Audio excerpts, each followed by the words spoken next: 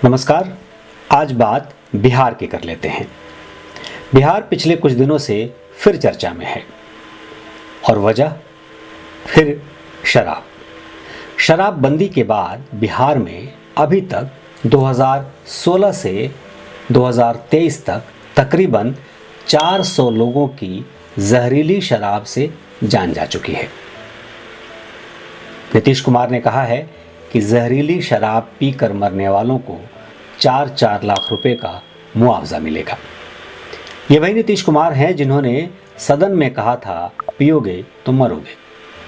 और मैं नीतीश कुमार की उस बात से इत्तेफाक रखता हूँ कि अगर पूर्ण शराबबंदी बिहार में है तो जाहिर सी बात है कि पीने की मनाही है और पिएंगे तो मरेंगे। लेकिन क्या ये सिर्फ जहरीली शराब से पीकर मरने का मामला इतना सीधा है? दरअसल ये जहरीली शराब से शराब पीकर मरने का मामला एक तरीके से कहा जाए तो राजनीतिक हत्या का मामला है। ये एक षड्यंत्र है, राजनीतिक साजिश है जिसके तहत लोगों की जानें ली जाती हैं। हर 2-3-4 महीने पर एक न एक इलाके में ऐसी घटना घटती है जिसमें 10, 20, 25, 30 लोगों की जान चली जाती है। और इस बार यह हादसा हुआ है बिहार के चंपारण ज़िले में। ये वही चंपारण जहां से गांधी ने सत्याग्रह की शुरुआत की और देश की दशा और दिशा बदल गई। ये वही चंपारण जहां से मोहनदास करमचंद गांधी को महात्मा गांधी के तौर पर दुनिया ने जाना।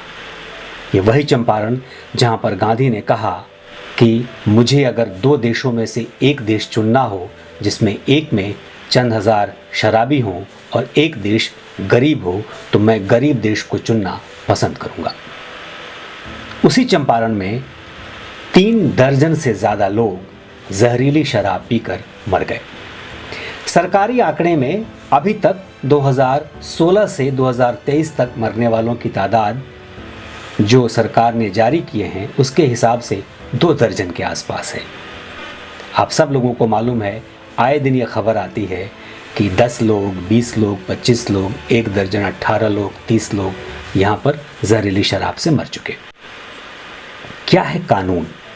कानून इतना सख्त है कि जहरीली शराब से पीकर मरने के बाद भी व्यक्ति या उसका परिवार ये नहीं बताता है कि वह जहरीली शराब से मरा है। क्यों? क्योंकि उस पर, उसके परिवार पर, उसके पास आस पड़ोस पर, उसके रिश्तेदारों पर अलग अलग तरीके से शिकंजा कसा जाएगा। और ये जहरीली शराब पीकर मरने वालों में ज़्यादातर गरीब तबका है, दलित है, पिछड़ा है या किसी भी जाति का गरीब तबका है। महंगी शराब पैसे वालों के पास मौजूद है, उनके घर होम डिलीवरी है। 2005 नीतीश कुमार मुख्यमंत्री बनते हैं। 2005 से 10 के बीच में उनकी अलग अलग पॉलिसीज़ हैं। 10 में आकर के उन्होंने एक घोषणा की और पूरे बिहार में शराब की दुकानें खुलवा दी। नतीजा ये हुआ कि 2015 से पहले उनको ये लगा कि यह फैसला ठीक नहीं है। नीतीश कुमार ने जब पूरे बिहार में शराब की दुकानें खुलवाई उसके पहले पूरे बिहार में शराब का जो राजस्व था वो तकरीबन 400 करोड़ का था, 400 से 500 करोड़ सालाना। फिर वो राजस्व शराब की दुकानें खुलने के बाद 4000 करोड़ तक पहुंच गया। लेकिन उनके खिलाफ आवाज़ उठी, महिलाओं ने जोर लगाया और नतीजा ये हुआ कि एक वक्त आया कि जब उनको ये कहना पड़ा कि मैं अगर इस बार फिर दोबारा यानी 2015 में अगर मैं दोबारा सत्ता में आया, तीसरी बार कह लीजिए, तो मैं बिहार में शराबबंदी लागू कर दूंगा। पहले आपने शराब की दुकानें गली गली, चौराहे चौराहे, गांव गांव, हर नगर शहर में खुलवाए। फिर उसके बाद शराब की दुकानों को बंद कराया। आपका फैसला शराबबंदी, हम सब लोगों को बहुत खुशी हुई कि बिहार में शराब नहीं बिकेगी और बहुत सख्त तरीके से कहा कि जिसको पीना है वो मत आए बिहार। यानी टूरिज़्म का भी उनको बहुत ज़्यादा लालच नहीं था। अच्छे फैसले थे। लेकिन हुआ क्या? नतीजा ये हुआ कि शराबबंदी की आड़ में अवैध शराब का कारोबार इतना बढ़ गया कि जो 4,000 करोड़ का राजस्व सरकार को आता था वो तो शून्य हो गया। लेकिन अवैध तरीके से पूरे बिहार में आज की तारीख में 2022 का आंकड़ा एक अनुमान के हिसाब से तकरीबन 40,000 करोड़ का है। अब आप सोचिए, जो 40,000 करोड़ रुपए बिहार के बाजार में घूम रहे होंगे वो क्या सत्ता, शासन, प्रशासन को शराबबंदी को वापस लेने देंगे? अब क्योंकि अगर शराबबंदी वापस हो गई और शराब दुकानों में मिलने लगी तो वो अवैध कारोबार खत्म हो जाएगा। अब अवैध कारोबार का एजेंडा, अवैध कारोबार का नेक्सस इतना बड़ा हो गया है कि बिहार में न जाने कई पाब्लो एस्कोबार पैदा हो गए। तो आप समझिए कि बिहार में क्या हो रहा है और प्रशासन पूरी तरीके से फेलियर है। और अब जब पहले आप एक फैसला लेते हैं उस फैसले को ठीक से काबू नहीं कर पाते हैं और अब आप कह रहे हैं कि 4 लाख रुपए मुआवजा देंगे। आप जानते हैं बिहार में क्या होगा? अगर कोई व्यक्ति गरीब तबका जहां 4 लोग हैं उसमें से 2 अगर शराबी है तो उसको लोग पीने देंगे कि पियो, मर जाओ, दोनों मर जाओ, हमको 8 लाख रुपए मिलेंगे, अब बाकी परिवार का हिसाब करेंगे। ये होने वाला है।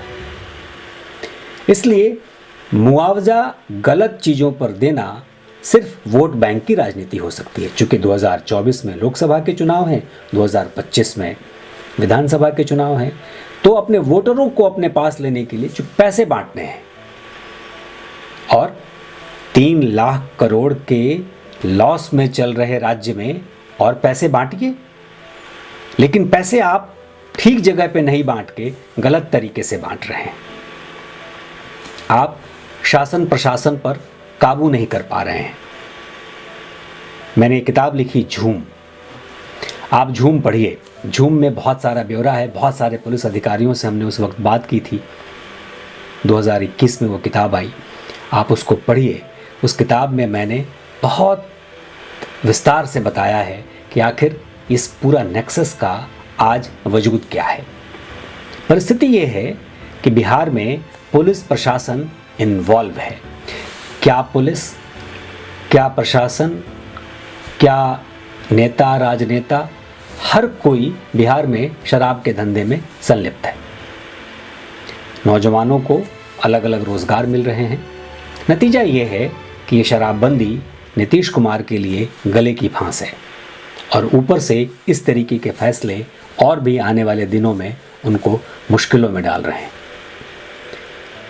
प्रशासन का सबसे बड़ा फेल्योर ये है कि वो अपराध को, दूसरे अपराधों को रोकने में अब समय नहीं दे पाता, क्योंकि उस पर एक एजेंडा हावी है कि अवैध शराब पकड़ना है, अवैध शराब पकड़ना है, अवैध शराब पकड़ना है। अवैध शराब पकड़ने के चक्कर में सारे दूसरे अपराध बढ़ते चले जा रहे हैं। कुछ एक ज़िलों में अगर हम कहें तो कुछ अधिकारियों ने बेहतर काम किया तो उनका तबादला कर दिया गया। यानी वो नेक्सस अब इतना स्ट्रांग है कि अगर कोई अधिकारी बहुत सख्ती से बहुत लंबे समय तक काम करना चाहेगा तो उसे नहीं करने दिया जाएगा।